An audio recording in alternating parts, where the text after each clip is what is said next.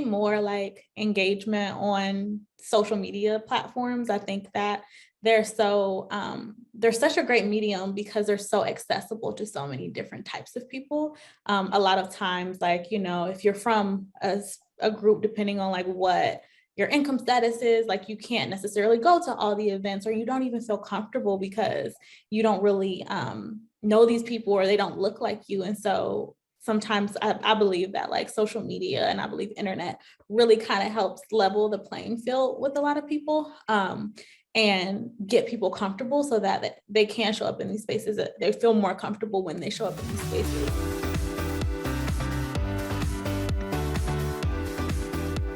Hey everyone, I'm Joel Premack, host of the Community-Led Growth Show. Today I'm joined by Nigeria Talley, Community Marketing Manager at Carta. Thank you so much for being on the show today, Nigeria. Yay, thank you for having me. Happy to. Let's start off with a really easy question for our conversation today would you please give all of our listeners a quick 3-second intro about yourself? Well, I'm Nigeria. I'm a Midwesterner, and I'm the community marketing manager at Carta. I like to think of myself as a connector and curator. I really enjoy like curating digital and in like real life spaces for people to connect and also grow. I guess that's like the short of it. I've been in the startup industry for about 3 years, and I transitioned to Carta back in 2021. We're in 2022 now. And yeah, I've really enjoyed my time there. Glad to hear it's going well. Awesome. Diving into the meat of today's conversation, what does community mean and what does it look like at Carta today? Yeah, great question. So community looks like creating space for like partnership, like true partnership. At Carta, we want to make sure that whoever we touch, we are showing up as like an authentic, generous partner who is there to help them succeed. That's like our brand tenants, but really that's what I am most focused on when it comes to community. And then also inclusivity, just making sure that like we are being as inclusive and intentional as possible with the people that we like support, and create a more equitable like environment for everybody. So those are like the main, that's really what community is at Carta right now. Today, it's a very decentralized approach to community. So we have so many business units, so many audiences that we try to reach. But today we don't have like a specific place for people to go. It's just wherever you are, we want to show up.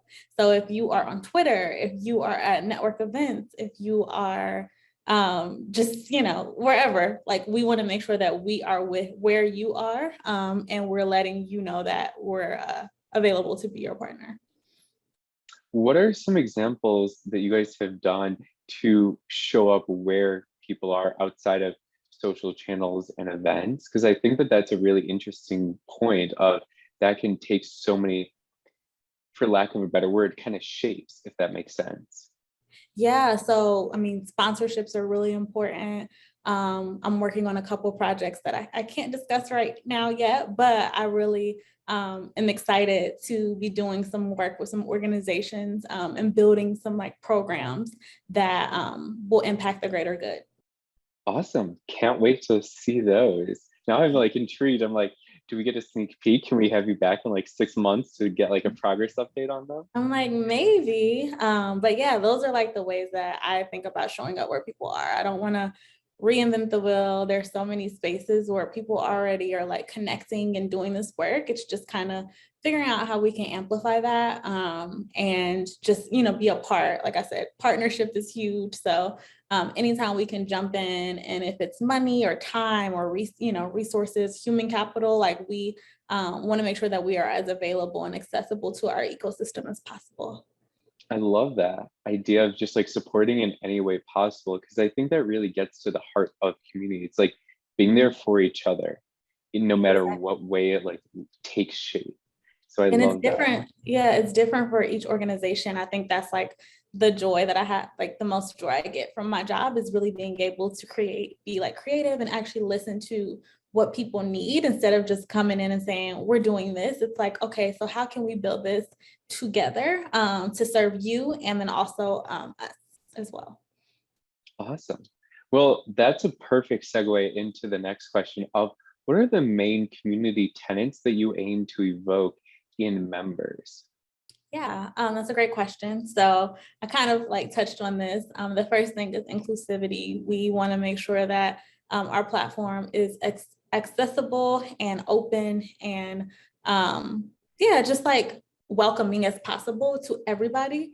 Um, Whether you are a woman fund manager or a Latina founder, like we want to make sure that we are building programs that really help you succeed. Like we want to support the innovators of tomorrow, and so a lot of those people are people who have not historically been in those spaces. So we want to make sure that we're building programs, just different methods of support to make sure these people succeed.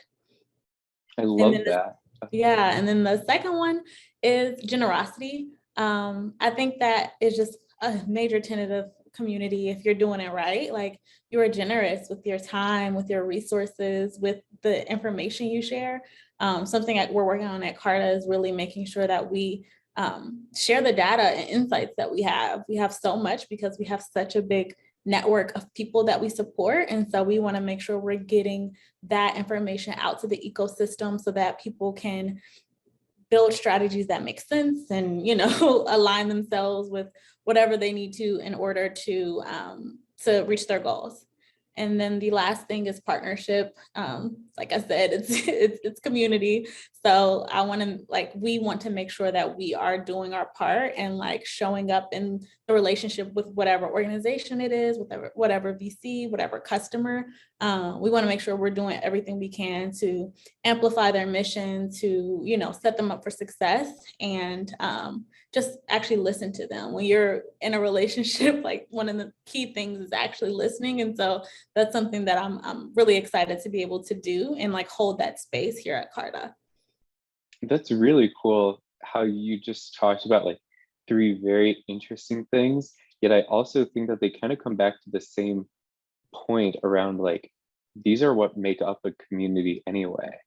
Yeah. These are like you do have to listen, you have to take feedback, you have to be communicating both ways. You need to be able to like build good relationships that like work for both parties in it. And then most importantly, I think it's just like you have to make sure that everybody who should be there and wants to be there feels good being there. Yeah. So There a quote that I always think about with any interaction that I'm in is people won't remember what they say, but they'll remember how you make them feel. And so every time I get a chance to interact with people in our ecosystem or build a program or host a Twitter space, I want to make sure that like we are doing our part and making people feel welcome and like they have a space there. I love that. Thank you. So we've talked about how you guys actually at a high level now build community, well, your decentralized community at Carta.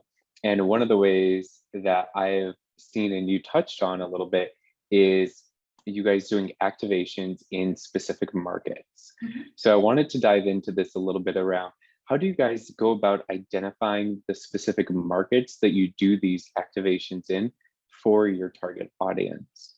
Yeah, great question. So goes back to the data piece. Like we have so many people on our platform and so much access to data, we're able to really hone in on like what our opportunity areas.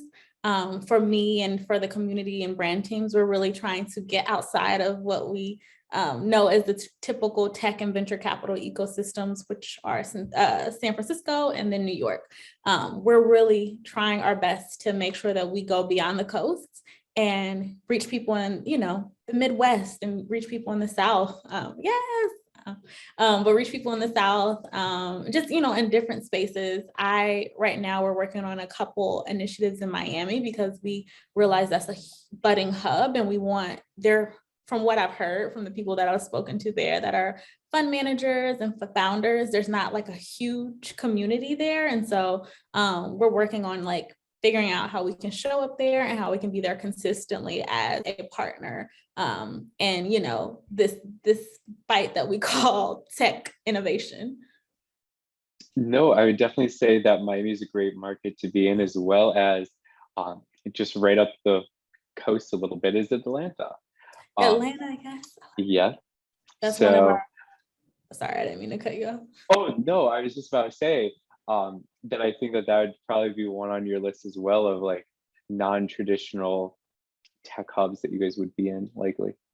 Yeah, and those spaces are like more culturally diverse. And so that's like one of the, like I said, key tenets is really making sure that we support inclusivity and diversity. So getting to those areas where, you know, it is not white and it is not male is really important to us. Awesome. And if you guys are ever doing anything in Chicago, hopefully I'll get to attend or see you all. Yes, we will definitely invite you. Hey, why, thank you. Um, so we've talked about now how you guys build a community across social, your activations in specific markets, and other forms, whether it's like newsletters and things of that nature too.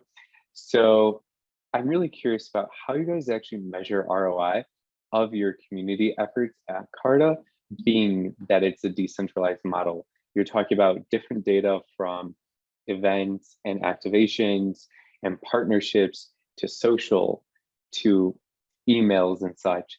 That's a lot of data. So like, what are your big metrics when it really comes down to this decentralized community at Carta? Um, it's very impact driven, and impact is so like broad and messy. But I tie it closely to just like brand sentiment and awareness. So when we do these events, I'm always monitoring like how people are engaging after the fact, like what the feedback is, how they feel about the brand overall. If we're able to go from, you know, maybe being a 3 in their head to like a 7 based off of like attending an event. Yeah, so that's typically like, that's where I'm focused on most. I mean, obviously event attendees and like things like that are important, but the key thing for me is like brand awareness and brand sentiment, how people feel about us as they engage with us in these different channels. That makes a lot of sense, especially because you're doing so many different things that really having like the Carta brand top of mind is the main like consistent thing across all of them.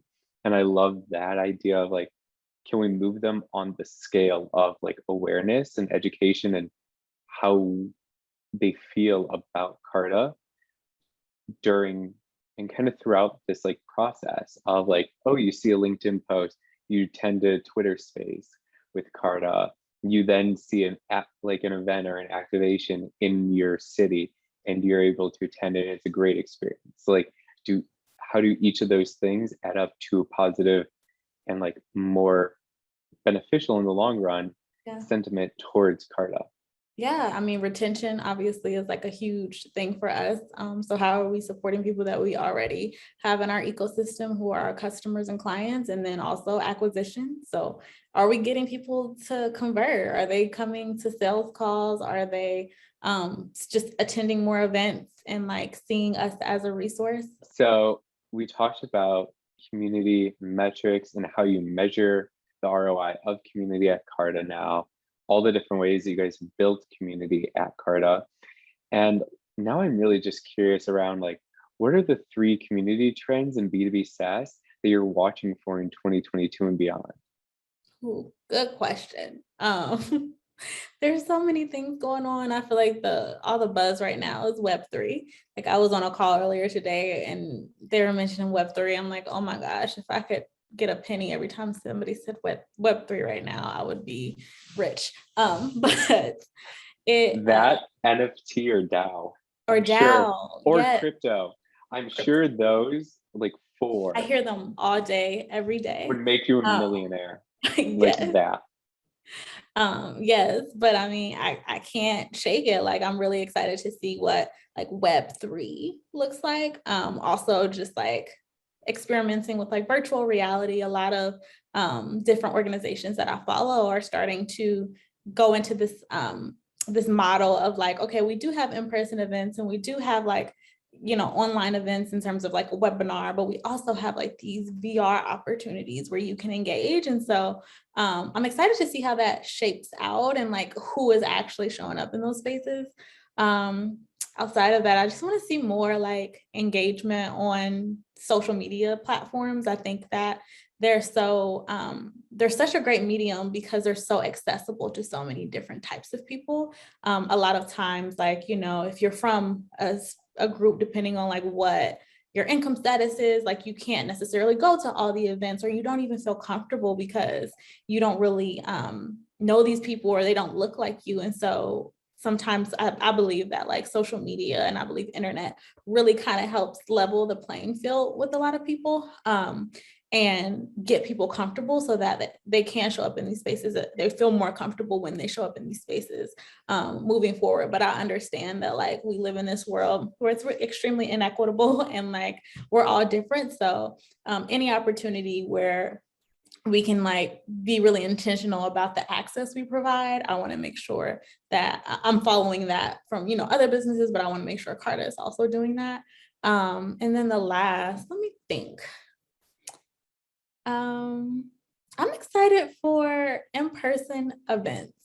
Like, I know it's not really a trend, but I am really excited to see how businesses start to build out these like strategies for in-person events. A lot of people that are in my network, they're trying to get outside the traditional, oh, we have a happy hour, oh, we have a dinner, into more intimate ways of like connecting. I was chatting with a friend who runs community at a VC, and she's planning a floral arranging class. And so just like little smaller intimate events, like I'm really excited to see how that continues to show up with like different organizations as they, you know, want to activate their communities. Awesome. Very cool. And I like that idea and what you just mentioned, kind of around this idea of like events. Yeah. They're like the three types of like just purely virtual, definitely in person, and then VR. I love that. Like, what does VR hold? I think that when you talk about access and inclusivity in VR, I think that that's something that a lot of companies are going to have to grapple with too, because at least from what I've read and heard, I have not done my research, everyone, so I want to be very clear on that. But from my basic knowledge, those headsets aren't cheap. No, So they definitely aren't. yeah. So unless you're buying in bulk and you get a bulk discount, like that is one nice price tag for Yeah, sure. it's nice and pricey. So yeah, I also am curious to see. And then also too, some people don't even want to make that investment, even if they have it. So it's like, okay, how are you building this thing where people can still participate and they may not have those like tools? Mhm. I feel like, yeah, there's a lot of cool stuff happening just like in the tech ecosystem. But like to be completely honest, I'm excited for the in-person real connection. Yeah, just like being able to see, touch, feel people. I mean, that sounds weird, but you know, like there's something about I being able love it. to, yeah, to like shake somebody's hand, or you know, if we get to the space where we can give somebody a hug again, like it'll be really great. And another way to just kind of solidify those relationships that we've built through Zoom. Mhm. No, definitely. I completely understand that. And that's something that I was thinking about actually recently of like, I remember a previous role where we did so many of in-person events Mhm. that some people like I knew so well after my 2.5 years of being there that like we would hug each other as part of like they would just be coming up to the table to check in and I'd get a hug. And it Yeah. would just be like, yes, awesome. Like this is a great sign kind of thing. Yep. And now I'm like, I don't know how I'd feel. Like it's interesting. Like Yeah. I want to give someone that hug that like I know that well, but equally it's just like, do I? Do I really? Yeah. I don't know. We are relearning how to live every single day. So I think it's going to be a curve. Like, you know, a lot of offices are returning to, I'm sorry, a lot of companies are returning back into the office. And so I'm really curious to see how things pan out and how we kind of adjust as we open things back up. Definitely. It'll be exciting to see for sure. Well, thank you so much again for being on the Community-Led Growth Show today, Nigeria. If people want to follow and or connect with you after listening to the episode, what are the best channels and or handles for them to do so? Yeah, the best handle to reach me at is Twitter. So twitter.com/Nigeria, Nigeria, Ashana, Ashana. Awesome. Well, thank you so much and have a great day. You too.